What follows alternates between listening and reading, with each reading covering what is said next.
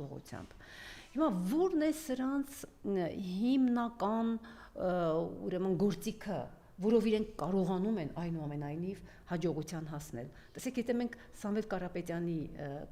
այդ դեպքի հետ կապված խոսենք, գիտեք ինչ, իսկ ինչու պետք է այս պահին, այսպիսի վճռական պահին ազատ արձակեին Սամվել Կարապետյանին, քանի որ նա իրենից ներկայացնում է իսկապես ռեալ ուժ։ Դե խլեցին,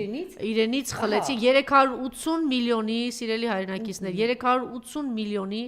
ներդրում է արել հեծում Սամվել Կարապետյանը անձնական միջոցներով։ Սամվել Կարապետյանի ժամանակին խնդրել է երկրի նախագահ Սերժ Սարգսյանը, ինքն էլ ասեց, խնդրել է, քանի որ այնպիսի աղետալի վիճակում է եղել, խնդրել է, որ ինքը վերցնի, վերցնելուց հետո, սիրելի հայրենակիցներ, 380 միլիոնի ներդրում է արել նրա համար, որ մենք ունենանք անխափան էլեկտրաէներգիա, հոսանք ունենանք եւ այլն եւ այլն։ Այն ինչ որ մենք ունենք, խնդրում եմ ձեզ համար արձանագրեք, որ դա միայն եւ միայն իր շնորհիվ Սամվել Կարապետյանի եւ այն միջոցների, որ ինքը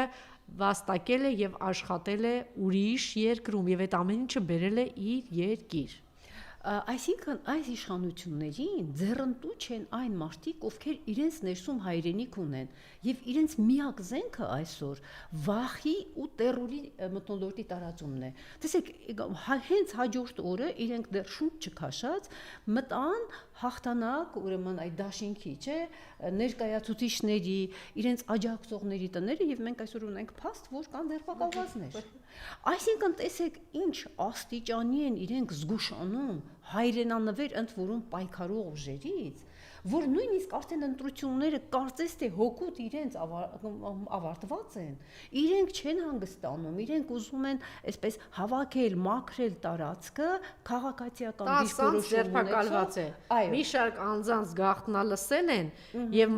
մեղադրանքի հիմքով դրել այնպիսի խոսակցություններ, որոնք կենցաղային բնույթի են եւ կապ չունեն նախընտրական գործընթացի հետ։ Փաստաբան Ալեքսանդր Կոչուբաևի տեղեկությամբ այդ ոչ հաստատվել 10 հոգի։ Փաստները որ ձերբակալել են, ընտրություններից հետո ձերբակալել են։ Կարծես թե հաղթողները իրական, եթե իրենք այդպես խորքային իրենց հաղթողները զգային, հաղթողները առհասարակ ներողամիտ են լինում, հա։ Հիմա ասենք ձայներեր վերցրեցին, հա, իրենք չհաջողացրեցին այդ ձայները վերցնել։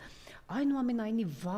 վախի վրա հիմնված տերորը շարունակվում է եւ բացի դրանից մենք անընդհատ չմոռանանք այդ կարմիր թելի նման պիտի անցնի, որ սրանք իրականացնում են թուրք-ադրբեջանական իրենց տերերի հրահանգները, կյանքի են կոչում, իրենց հրահանգված է, հա, եւ իրենք քանի որ բարոյական սահմանափակումներ չունեն, բոլոր միջոցներին դիմում են, հա, հավաքում են այն մարդկանց, ովքեր պայքարի ներքին ներուժ ունեն, ջիղ ունեն, ընդ որում ես ուզում եմ, գիտեք, այսպես երախտագիտությունս եւ շնորհակալությունս հայտնել ընդդիմադիր այն ուժերին,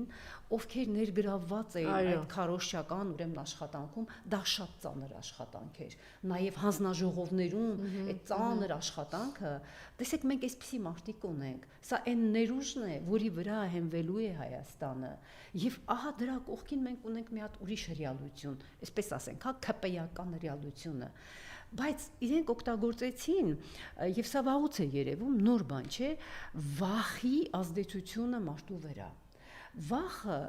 առհասարակ համարվում է ամենախորքային, ամենաարխայիկ ապրումը մարդու։ Եվ վախի մթնոլորտը հատկապես իր գործը արեց փոքր համայնքներում, գյուղերում մարդիկ ավելի ենթակա են հալածանքների, քան թե քաղաքային վայրերում։ Այնպես որ եթե գյուղերում մենք տեսանք որոշակի առավելություն տրված այս ապազգային ապապետական ուժերին, դա ես կարծում եմ, որ հիմնականում հալածանքներից վախենալու այդ վախի վրա էր հիմնված, որտեղ նույնիսկ մենք ունենք ինֆորմացիա, չէ, տեղեկություններ այդ քարոզչության դերևս այդ process-ի շրջանում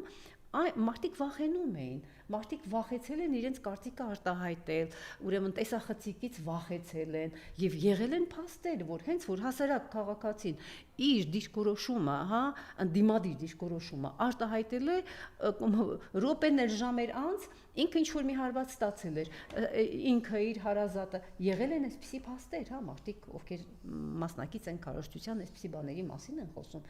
այսինքն վախի մթնոլորտն է արել իր գործը, որպեսզի սրանք ուրեմն ստանան կամ ես չգիտեմ ընտրակեղծիքներ, որի մեջ իրենք վարպետ են, համ դասական, համ նոր ինչ որ ձևեր են կիրառվել, հայտնի ուրեմն հոսանքազրկումը, որը տեղի է ունեցել, այնպես որ իրենք ամբողջ իրենց ներուժը դրել են եւ հասել են ահա այս արդյունքին։ Ես ուզում եմ դրական ինչ-որ բաների վրա, գիտեք, ես չասեմ, որ ընդդիմությունը հաղթել է, չէ, այդպես չէ, իրենք ամենայն դեպս իշխանությունները ինչ որ ձևով կարողացան առավելություն ապահովել, իրենց համար։